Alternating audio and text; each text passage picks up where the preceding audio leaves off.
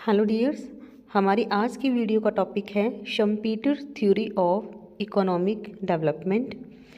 शम्पीटर के बारे में जानते हैं। इनका पूरा नाम था जोसेफ एलियोस शम्पीटर। 1883 से 1950 तक इनका जीवन काल रहा है।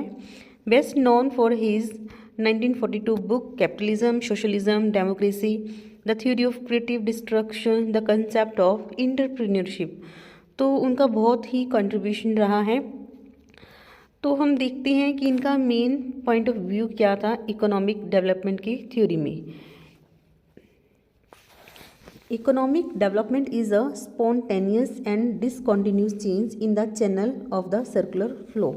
तो शुम्पीटर कहते हैं कि इकोनॉमिक डेवलपमेंट क्या है, एक स्पॉन्टेनियस अचानक से होने वाला और डिसकॉन्टिन्यू चेंज है in the channel of circular flow. जो एग्जिस्टिंग सर्कुलर फ्लो है, बिजनेस साइकिल है, ट्रेड साइकिल है, उसमें अचानक से चेंज आता है और एक डिसकॉन्टिन्यूस चेंज होता है। डिसकॉन्टिन्यूस चेंज का मतलब निरंतर ना होना, कि जो चेंज आया है कंटिन्यू नहीं रहेगा, ये चेंज आएगा फिर उसके बाद कुछ कोई और चेंज आएगा।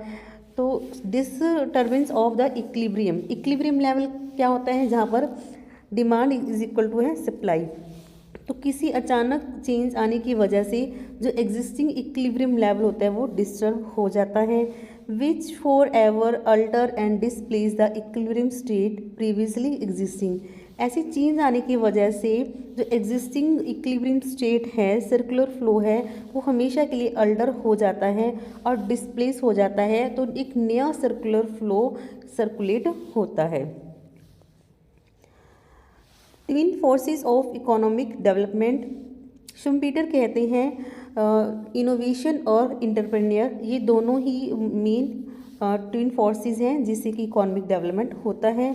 3 इकोनॉमिक फैक्टर्स के बारे में पढ़ेंगे हम, सर्कुलर फ्लो, इनोवेशन, फिर डेवलपमेंट एंड क्राइसिस।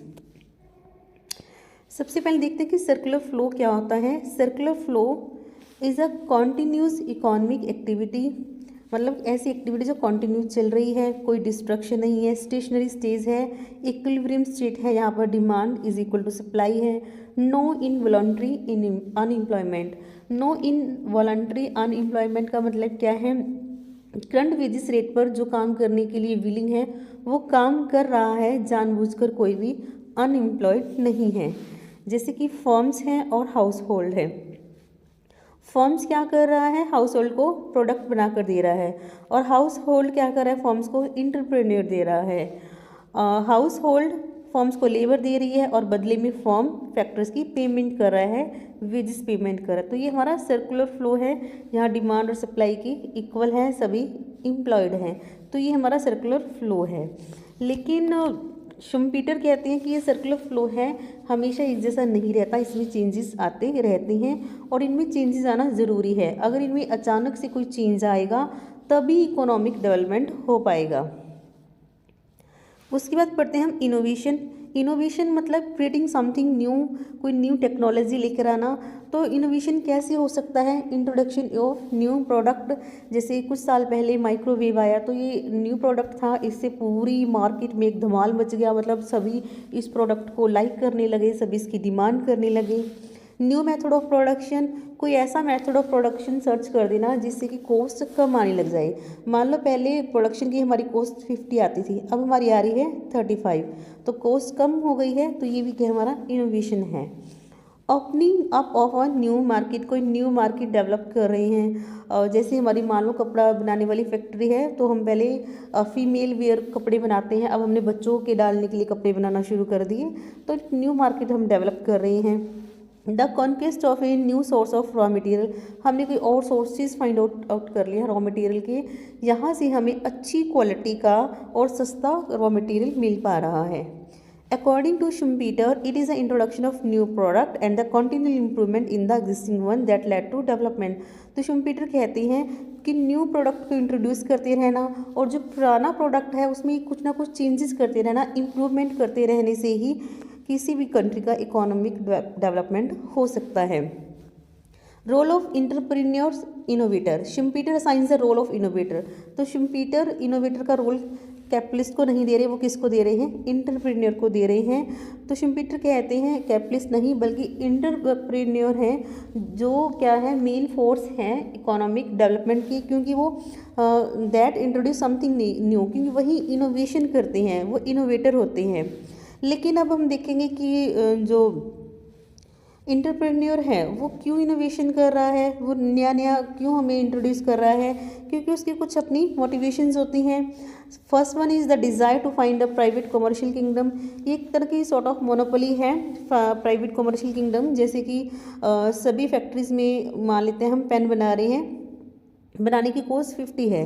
एक इंटरप्रेन्योर है जो एफिशिएंट है, एबल है, उसने कोई new method of production find out किया जिससे कि कॉस्ट ऑफ 35 आ रही है।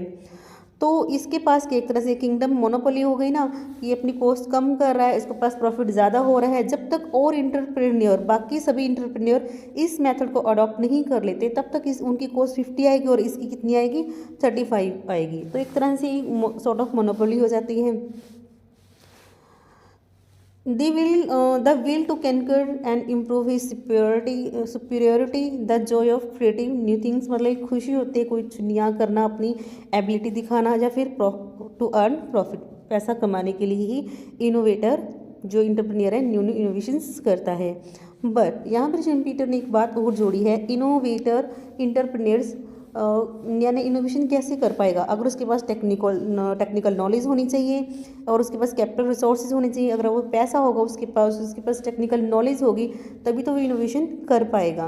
तो शुम्पीटर ने मेन 2 बातें कही हैं, इनोवेशन और इंटरप्रेन्योर। अगर किसी भी कंपनी के पास ये दोनों फैक्टर्स स्ट्रेंथ है, मतलब मजबूत है उसके पास, तभी इकोनॉमिक डेवलपमेंट हो सकता है। Crisis breaking the circular flow, इसे नाम दिया है क्रिएटिव डिस्ट्रक्शन। शुम्पीटर ने एक अच्छी थ्योरी लिखी है, एक अच्छा कंसेप्ट दिया है क्रिएटिव डिस्ट्रक्शन। देखते हैं इसमें क्या लिखा है। In order to break the circular flow, the innovating entrepreneurs are financed by bank credit expansion. तो नया नया इनोवेशन लाने के लिए, नया नया मेथड्स ऑफ प्रोडक्शन इंट्रोड्यूस करने के लिए, न्यू प्रोडक्ट को इंट्रोड्यूस करने के लिए जो कंपनीज है वो क्या करती हैं, पैसा चाहिए उन्हें, तो वो पैसा कहाँ से लेती हैं, उधार लेती हैं, बैंक के पास जाती है, बैंक से लोन लेते हैं। तो शुम्पीटर यहाँ पर ऐसा कहते हैं। जब नया इनोवेशन सक्सेसफुल हो जाता है, बाकी सभी इंटरप्रेन्योर्स इसको फॉलो करना शुरू कर देते हैं। इनोवेशंस इन फील्ड में इंड्यूस अदर इनोवेशंस, कहते हैं अगर एक फील्ड में इनोवेशन हो रहा है तो उससे रिलेटेड अनदर फील्ड्स में भी इनोवेशंस होना शुरू हो जाता है।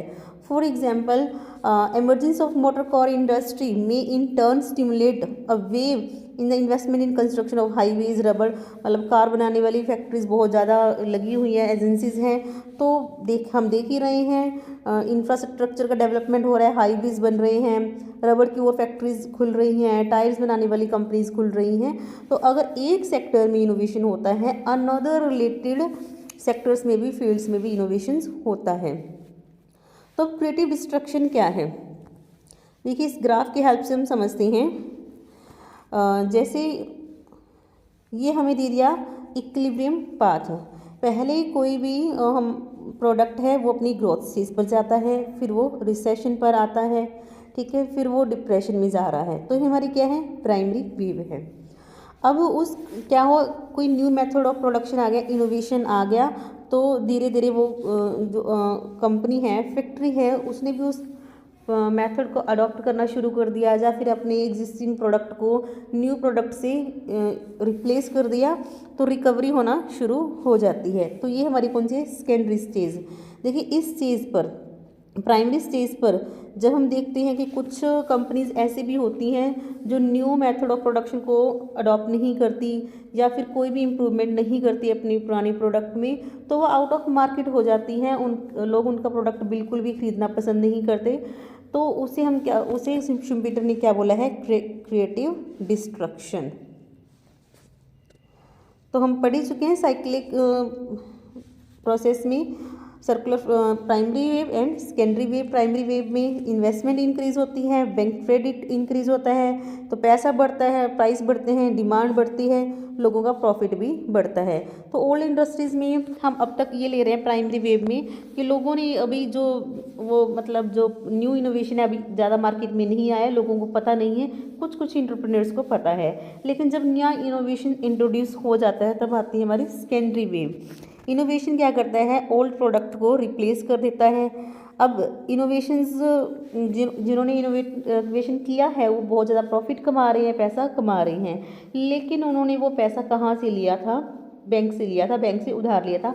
शुम्पेटर ये बात मान रहे हैं, तो वो पैसा वापस दे रहे हैं। मनी का मतलब सर्कुलर फ्लो, मनी का इकोनॉमी सर्कुलर फ्लो कम हो गया, जिससे कि प्राइस डाउन हो जाएंगे, प्रॉफिट भी डाउन हो जाएगा और फिर डिप्रेशन आएगा।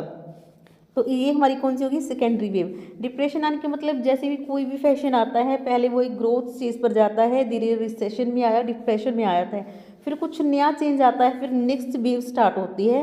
तो डिसकॉन्टिन्यूज है, मतलब कि कोई भी चेंज लगातार नहीं चलता, नेक्स्ट चेंज आ जाता है, नेक्स्ट कोई इनोवेशंस आ जाता है, तभी इकोनॉमिक डेवलपमेंट हो पाता है।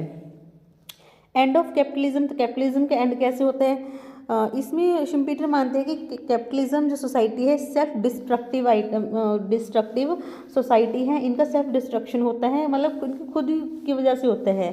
जैसे द डिकेडेडनेस ऑफ इंटरप्रेन्योरियल फंक्शन, इनकी फैमिलीज का डिसइंटीग्रेशन हो रहा है, destruction of institutional framework of capitalism, मतलब कि इंटरप्रेन्योर के जो फंक्शंस हैं उनको अडॉप्ट नहीं करते, अच्छे से काम नहीं करते, जो लेबर क्लास है उनका ज़्यादा एक्सप्लॉयटेशन करते हैं। इस तरह से धीरे धीरे कैपिटलिज्म वुड फेड अवे। तो ये मेन शुम्पेटर की पॉइंट ऑफ व्यू हैं। होप आपको अच्छा लगा होगा, वीडियो पसंद आई होगी। Thank you.